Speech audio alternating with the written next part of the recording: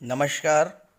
ज्योतिष शास्त्र में श्रद्धा और विश्वास रखने वाले सभी जातकों का पारलौकिक जगत चैनल में बहुत बहुत स्वागत है। ग्रहों के राजाधिराज भगवान भुवन भास्कर 17 सितंबर को स्वराशि सिंह राशि को छोड़कर अपने परम मित्र बुध की राशि कन्या राशि में गोचर करेंगे। सूर्य के इस गोचर काल में आपकी कुंडली में ग्रह स्थितियां इतने प्रबल राजयोग बना रही हैं कि अगर आपने इस समय का लाभ ले लिया तो ये समय आपको जीवन भर याद रहेगा। सबसे बड़ी बात, सरकारी नौकरी के प्रबल योग बन रहे हैं, विवाह के योग बन रहे हैं, विदेश यात्राओं और व्यापार में प्रबल उन्नति के योग बन रहे हैं। ये योग सूर्य, बुध, शुक्र, मंगल और देवगुरु बना रहे हैं। हालांकि इस वीडियो में केवल सूर्य और बुध के राशि परिवर्तन के बारे में ही विशेष चर्चा करेंगे। अन्य ग्रहों के संबंध में मैंने पहले ही वीडियो अपलोड कर रखे हैं, लिंक दे दे रहा हूँ डिस्क्रिप्शन बॉक्स में, आप वहाँ से देख लीजिएगा। ग्रह स्थितियाँ बहुत ही अनुकूल हैं, आप उसका लाभ उठाएं। साथ ही वीडियो के अंत में मैं विवाह योग के बारे में भी चर्चा करूंगा और साथ ही साथ पिछले वीडियोस पर आपके जो कमेंट्स आए हैं उनको भी रिप्लाई करूंगा, आपकी शंकाओं का समाधान करूंगा और साथ ही साथ इस वीडियो पर जो कमेंट आएंगे उसे अगले वीडियो में टेकअप करूंगा। चलिए वीडियो शुरू करते हैं। ये है मिथुन राशि के जातकों की कुंडली। बुध आपके राशि के स्वामी हैं और आपकी कुंडली के चतुर्थ भाव सुख भाव में गोचर कर रहे हैं। बुध स्वराशि में हैं, केंद्र में हैं और भद्र महापुरुष राजयोग का निर्माण कर रहे हैं 26 अगस्त से। 26 अगस्त से 22 सितंबर तक बुध आपकी कुंडली के सुख भाव में भद्र महापुरुष राजयोग का निर्माण करेंगे। उसके बाद बुध का गोचर तुला राशि में हो जाएगा, आपके कुंडली के पंचम भाव में गोचर करेंगे। शुक्र के साथ लक्ष्मी नारायण योग का निर्माण करेंगे और फिर वापस 2 अक्टूबर को चतुर्थ भाव में ही गोचर करेंगे और एक बार फिर से 2 अक्टूबर से 2 नवंबर तक आपकी कुंडली में भद्र महापुरुष राजयोग का निर्माण करेंगे। मैंने इसीलिए वीडियो तो बनाया है सूर्य के राशि परिवर्तन तक, लेकिन टाइम पीरियड मैंने 2 नवंबर रखा है, चूँकि सूर्य और बुध का बहुत ही घनिष्ठ संबंध है और बुध का गोचर 2 नवंबर तक है आपकी कुंडली के चतुर्थ भाव में स्वराशि में कन्या राशि में। दूसरा जो राजयोग बन रहा है वो सूर्य और बुध बना रहे हैं। 17 सितंबर को जैसे ही सूर्य कुंडली के चतुर्थ भाव में गोचर करेंगे तुरंत बुधादित्य योग का निर्माण करेंगे, जो कि अत्यंत श्रेष्ठ राजयोग है। और आपकी कुंडली में शुक्र पंचम भाव में गोचर कर रहे हैं, स्वराशि के हैं, अत्यंत बली हैं और शुक्र विवाह के, संतान के, नौकरी के, शिक्षा के कारक भाव में गोचर कर रहे हैं और शुक्र की दृष्टि कुंडली के लाभ भाव पर है। कोई भी ग्रह जहाँ पर विराजमान होता है उससे अधिक प्रभावी वहाँ पर होता है जहाँ पर उसकी दृष्टि पड़ती है। तो शुक्र आपको संतान का लाभ दिलाएंगे, शिक्षा का लाभ दिलाएंगे, नौकरी का लाभ दिलाएंगे, धन का लाभ दिलाएंगे, हर तरह का लाभ शुक्र के कारण आपको प्राप्त होगा। और बुधादित्य योग, भद्र महापुरुष राजयोग, ये तो अति दुर्लभ राजयोग हैं। जिस जातक की कुंडली में बन जाए ये राजयोग, वो तो राजा के समान हो गया। राजयोग का मतलब ही है राजा के समान जीवन। इस वीडियो में मैं धन की चर्चा नहीं करूंगा। क्यों? इसलिए राजयोग बनने का मतलब सबसे पहले आपके पास कोष, खजाना, धन होगा। राजा के पास सबसे महत्वपूर्ण चीज क्या होती है? धन और उसकी सेना। तो धन तो आपके पास अबाध गति से प्रवाहित होगा, धन की आपको कोई कमी नहीं होगी, इसलिए बार बार इस वीडियो में मैं धन के बारे में चर्चा नहीं करूंगा। राजयोग ही पर्याप्त है धन के लिए। चलिए बात करते हैं एक एक बिंदु पर विस्तार से, और वीडियो के लास्ट में आपने जो शंका समाधान, जो आपके प्रश्न हैं, उन्हें जरूर रिप्लाई करूंगा, और साथ ही साथ विवाह के योग के बारे में भी आपको बताऊंगा। चलिए बात करते हैं सबसे पहले सूर्य और बुध के बुधादित्य योग के बारे में। सूर्यदेव वर्तमान में स्वराशि सिंह राशि में गोचर कर रहे हैं। जैसे ही 17 सितंबर को सूर्य कन्या राशि में गोचर करेंगे, क्योंकि बुध वहाँ पहले से विराजमान है, सूर्य और बुध बुधादित्य योग का निर्माण करेंगे। और ये बुधादित्य योग आपकी कुंडली में 2 बार बनेगा, 17 सितंबर से 22 सितंबर तक। उसके बाद 22 सितंबर को बुध तुला राशि में गोचर कर जाएंगे, वापस 2 अक्टूबर को आएंगे और फिर से बुधादित्य योग बनेंगे, और 17 अक्टूबर तक बुधादित्य योग का निर्माण होगा। इसलिए 2 बार आपकी कुंडली के सुख भाव में बुधादित्य योग का निर्माण हो रहा है। अत्यंत श्रेष्ठ राजयोग है बुधादित्य योग। अगर आप कॉम्पिटिटिव एग्ज़ाम्स की तैयारी कर रहे हैं, अगर सरकारी नौकरी की चाह रखते हैं, प्रतियोगी परीक्षाओं में आप अपियर हो रहे हैं और आपकी कुंडली में बुधादित्य योग है, निश्चित रूप से आपको गवर्नमेंट जॉब मिलेगी।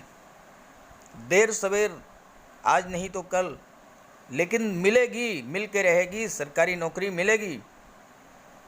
हालांकि सरकारी नौकरी के और भी कई योग हैं, उसका एक वीडियो मैंने अपलोड कर रखा है, लिंक दे दे रहा हूँ, आप वहाँ से देख लीजिएगा। बुधादित्य योग एक ऐसा योग है, मैंने बहुत से गवर्नमेंट ऑफिसर्स की कुंडली का अध्ययन किया है और उसमें पाया है कि उनकी कुंडली में, जन्म कुंडली में बुधादित्य योग का निर्माण हुआ है, और बुधादित्य योग की वजह से वो जीवन में बहुत तरक्की किया, उन्होंने बहुत आगे गए, उच्च पदों को सुशोभित किया और जीवन में सब कुछ प्राप्त किया जो वो चाहते थे। और ये योग आपकी कुंडली के सुख भाव में बन रहा है, तो आपको हर तरह के सुख प्राप्त होंगे। साथ ही साथ बुधादित्य योग जिस जातक की कुंडली में बन रहा हो, बात कर रहा हूँ जन्म कुंडली की, क्योंकि ये तो गोचर कुंडली की बात हो रही है, गोचर कुंडली में परिवर्तन होता रहता है। जन्म कुंडली में अगर बुधादित्य योग बना हुआ है, वो जातक कितने भी निर्धन परिवार में उसका जन्म हुआ है, लेकिन वो अत्यंत धनी होगा, वो जातक अत्यंत भाग्यशाली होगा। जातक के जन्म के साथ ही पिता का भी भाग्योदय होगा, पिता की नौकरी या व्यापार में उन्नति होगी, आर्थिक लाभ होगा। धीरे धीरे वही निर्धन परिवार अपने बालक की कुंडली में विद्यमान बुधादित्य योग के प्रभाव से धनवानों में शुमार किया जाएगा। इस योग के प्रभाव से आपकी वाक्पटुता, बुद्धि कौशल, विश्लेषण क्षमता, संचार कुशलता, नेतृत्व क्षमता, मान सम्मान, पद प्रतिष्ठा, इन सब की वृद्धि होती है और फलस्वरूप आपको असीम सुखों की प्राप्त होती है।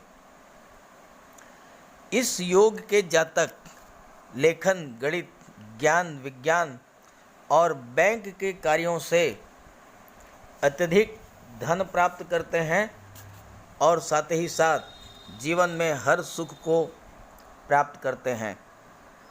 खास करके वो जातक जो कि IT sector, software, computer, engineering या मैनेजमेंट के क्षेत्र से जुड़े कार्यों में संलग्न हैं, उनके लिए ये गोचर बहुत ही बेहतर है। जो शिक्षक हैं, वकील हैं, डॉक्टर हैं, आर्ट, म्यूज़िक, एक्टिंग, लेखन, अभिनय, पत्रकारिता, सोशल मीडिया से जो जुड़े हुए हैं, उनके जीवन में सुखों की बरसात होगी। जो व्यापारी हैं, शिक्षक हैं, वकील हैं, कोर्ट कचहरी के कर्मचारी हैं, शेयर मार्केट और पूंजी निवेश से जुड़े हुए हैं, ड्राइंग, पेंटिंग, डांस, एक्टिंग, संचार क्षेत्र और फिल्म इंडस्ट्री से जुड़े हुए हैं, ऐसे जातकों के जीवन में भी बुधादित्य योग से बहुत बड़ा परिवर्तन होगा, बहुत बड़ा लाभ होगा। आइए बात कर लेते हैं सुख भाव में ही बन रहे दूसरे राजयोग के बारे में।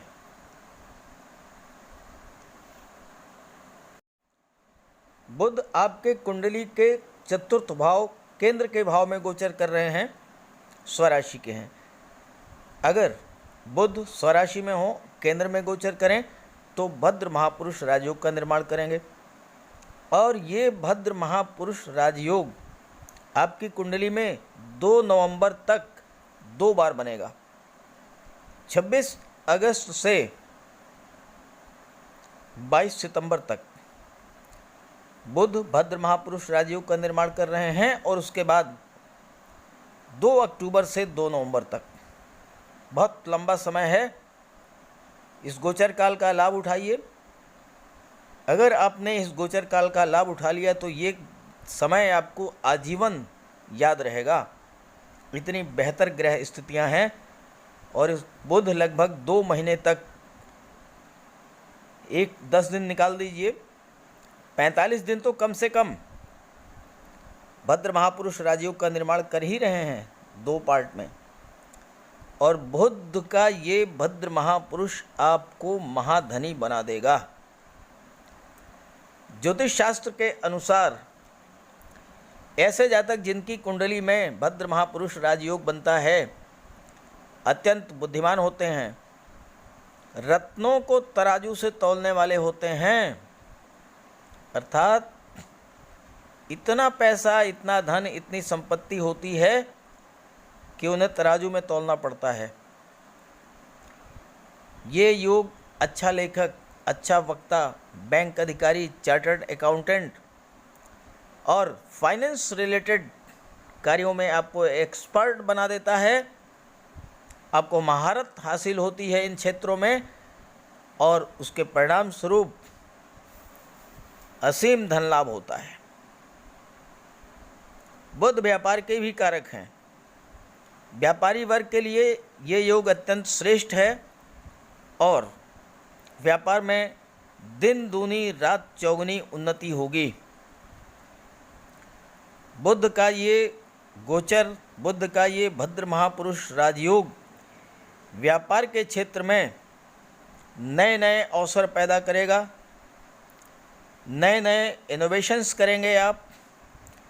एक से अधिक तरीकों से, एक से अधिक साधनों से धन का अर्जन करेंगे। मल्टी सोर्स इनकम होगी और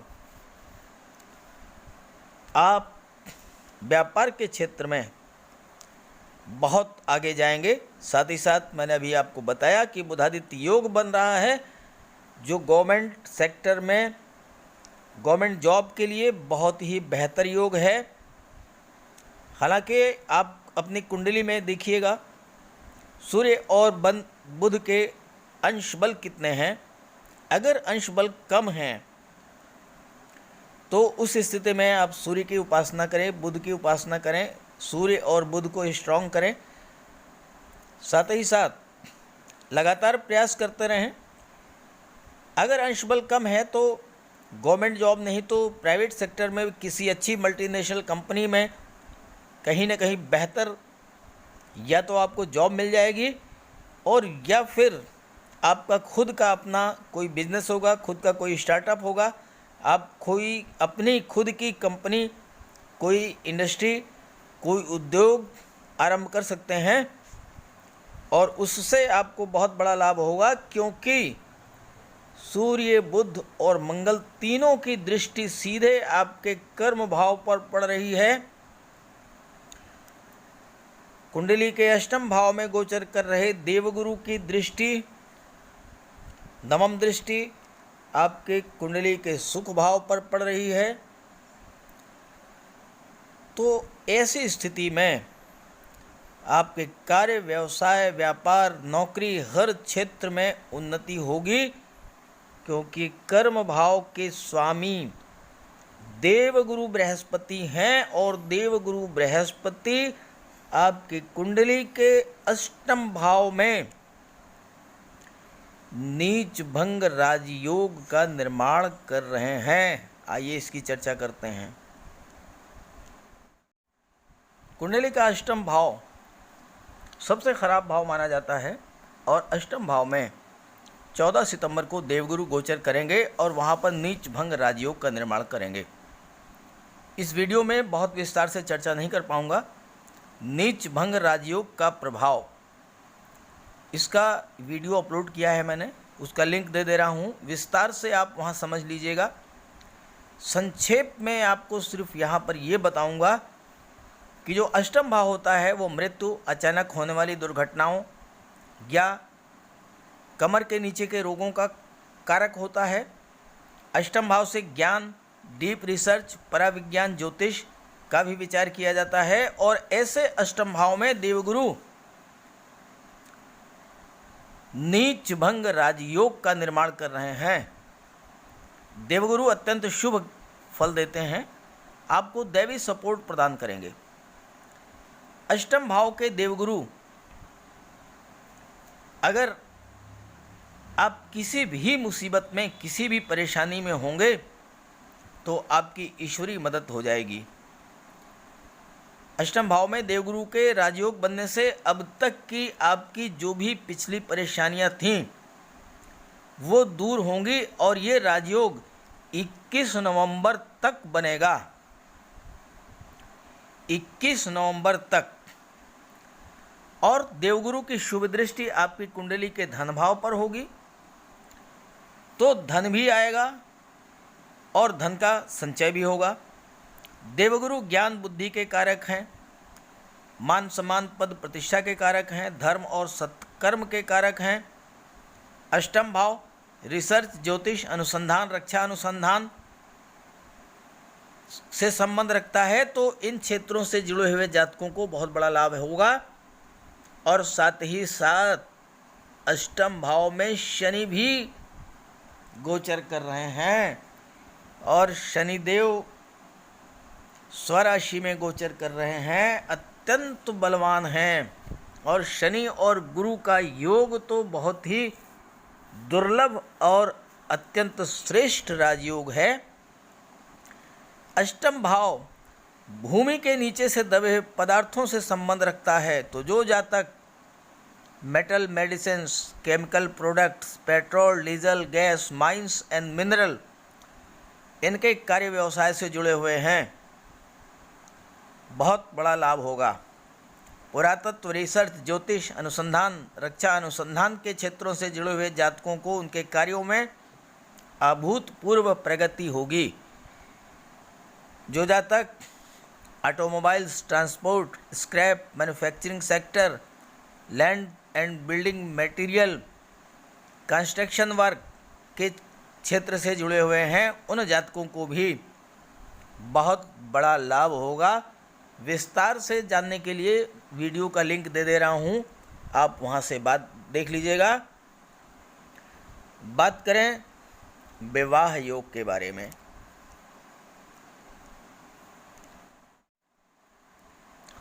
विवाह का विचार शुक्र देवगुरु की ग्रह स्थिति के आधार पर पंचम भाव, सप्तम भाव से विचार किया जाता है। देवगुरु राजयोग का निर्माण कर रहे हैं, सप्तम भाव के स्वामी हैं।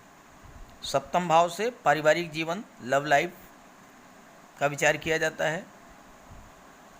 पंचम भाव में शुक्र स्वराशि के गोचर कर रहे हैं, विवाह, रोमांस, संतान, इन सब का विचार किया जाता है। तो आपकी कुंडली में इस गोचर काल में 17 सितंबर से 2 नवंबर के बीच, चूँकि शुक्र और गुरु दोनों ही विवाह के कारक होते हैं और पंचम भाव में गोचर कर रहे हैं शुक्र, सप्तम भाव के स्वामी हैं गुरु, तो विवाह के प्रबल योग बन रहे हैं। अगर आप प्रयास करेंगे तो निश्चित रूप से विवाह होगा। और संतान अगर इस गोचर काल में होती है तो अत्यंत विलक्षण प्रतिभा की धनी होगी वो संतान। जन्म लेते ही आपका भाग्योदय हो जाएगा, आपके परिवार के भाग्य की उन्नति होगी और आपकी संतान के भाग्य से आपके भाग्य उन्नति होगी और आप भी प्रगति के मार्ग पर आगे बढ़ते चले जाएंगे। तो इस गोचर काल में विवाह का बहुत बेहतर योग बन रहा है। एक बात मैं कहना चाहूँगा कि मंगल भी हैं और सूर्य भी हैं चतुर्थ भाव में, सुख भाव में। सूर्य और मंगल दोनों ही बहुत ही तेज ऊर्जावान ग्रह हैं। सूर्य और मंगल के प्रभाव से आपके अंदर क्रोध, अहंकार, वाणी में कटुता, ये सब दोष उत्पन्न होंगे। इनसे आपको बच के रहना है। व्यवहार आपको अपना संतुलित रखना है। कोई बात किसी तरह का कॉन्फ्लिक्ट है, बैठ करके सुलझा लें, आपस में बात कर लें। वाणी को मधुर रखें, वाणी पर विशेष कंट्रोल रखें। अगर आपने क्रोध, अहंकार, वाणी की उग्रता पर आपने कंट्रोल कर लिया तो ये 17 सितंबर से 2 नवंबर का जो टाइम पीरियड है ये आपके जीवन में क्रांतिकारी परिवर्तन ला देगा। आइए बात कर लेते हैं आपके कमेंट्स के बारे में। आप लोगों के लगातार कमेंट्स आ रहे हैं कि लग्न के आधार पर या चंद्र राशि के आधार पर देखें। आप नेट से अपना कुंडली डाउनलोड कीजिए। ये सुविधा मोबाइल पर अवेलेबल है, इसके बारे में ज़्यादा बताने की ज़रूरत नहीं है। जब आप अपनी कुंडली डाउनलोड करेंगे तो उसमें लग्न कुंडली भी होगी और चंद्र कुंडली भी होगी।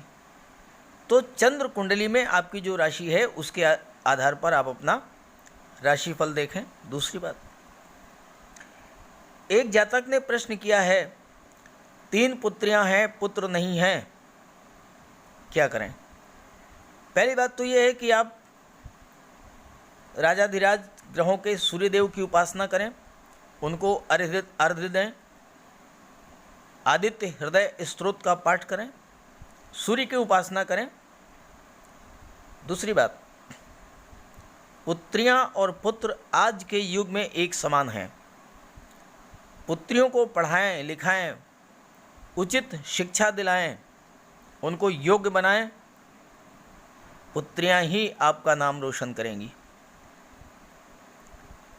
धन के लिए कर्म कीजिए, प्रयास कीजिए, माता लक्ष्मी की उपासना कीजिए।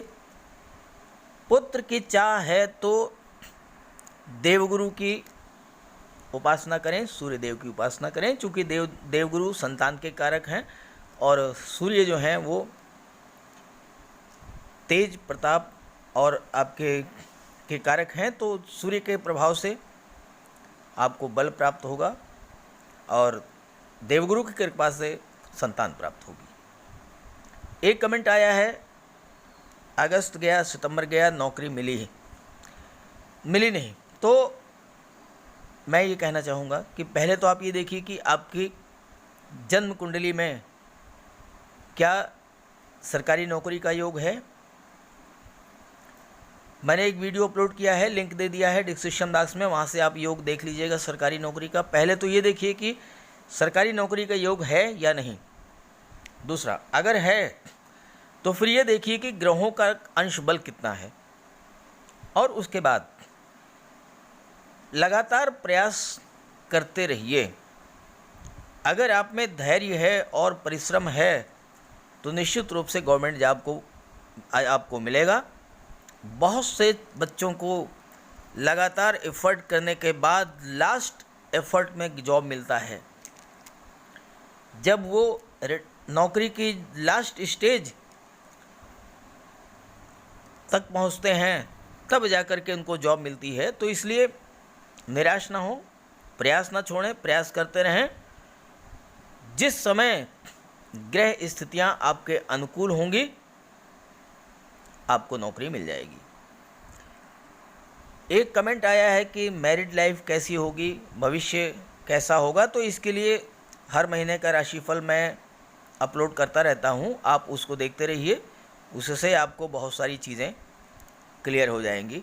अब एक बहुत ही महत्वपूर्ण कमेंट आया है कि कर्ज से मुक्ति। हालांकि इस टॉपिक पर तो पूरा एक वीडियो बनाया जा सकता है, लेकिन मैं संक्षेप में कुछ बातें आपको बता दे रहा हूँ। अगर आप उसका अनुपालन करेंगे तो निश्चित रूप से कर्ज से मुक्ति मिल जाएगी। पहली बात, चंद्रमा या मन कर्ज का बहुत बड़ा कारण होता है। मन अगर स्थिर नहीं है, आप किसी एक कार्य पर फोकस नहीं कर पाते हैं। आपको एक महीना कोई कार्य अच्छा लगता है, अगले महीना लगता है कि दूसरा काम अच्छा लगता है, तीसरे महीने चौथा काम अच्छा लगता है, लगातार आप जॉब चेंज करते रहते हैं। इस चीज़ को कंट्रोल करें, मन पर नियंत्रण रखें, कोई भी काम हो उसी पर फोकस करें, डाइवर्जन ना करें। दूसरी बात, कोई भी फजूल खर्ची ना करें। पैसा खर्च करने से पहले 10 बार सोचें। दिखावे के लिए कोई खर्च ना करें। ज़रूरत अगर है किसी चीज़ की तभी धन खर्च करें, अन्यथा धन खर्च ना करें। और चूंकि आपका अपने मन पर कंट्रोल नहीं है, चंद्रमा पर नियंत्रण नहीं है, तो होता क्या है कि आप कर्ज लेने में कोई परहेज नहीं करते हैं। कर्ज ले तो लेते हैं लेकिन दे नहीं पाते हैं। तो पहले तो अपने आप पर नियंत्रण करें, अपने जॉब पर फोकस करें और वृद्धों का सम्मान करें। कोई काम जल्दबाजी में न करें। शनि के कार्यों से दूर रहें। लोहा, scrap, transport, building material, mine, minerals, इन सब कार्यों से दूर रहें। सुबह उठकर ओम नमः शिवाय का जाप करें 5 मिनट। स्नान करने के बाद गायत्री मंत्र का जाप करें। चांदी, चावल, गंगा जल घर में जितना ज़्यादा से ज़्यादा रखेंगे उतना ही ज़्यादा आपको कर्ज से मुक्ति मिलेगी। और अंतिम बात, कुत्ते, गाय और कौवे को रोटी खिलाएं। शनिवार के दिन काले कुत्ते को सरसों के तेल में से चुपड़ी हुई रोटी खिलाएं। मसूर की दाल का दान करें। बुधवार को कर्ज लें अगर बहुत ज़रूरी हो तो, और मंगलवार को वापस करें। बुधवार को गाय को गुड़ खिलाएं। अगर ये सब उपाय करते हैं तो आपको कर्ज से मुक्ति मिल जाएगी। तो सभी ग्रहों के कृपा दृष्टि आप पर बनी रहे, इसी भावना के साथ आप सभी का बहुत बहुत धन्यवाद। नमस्कार।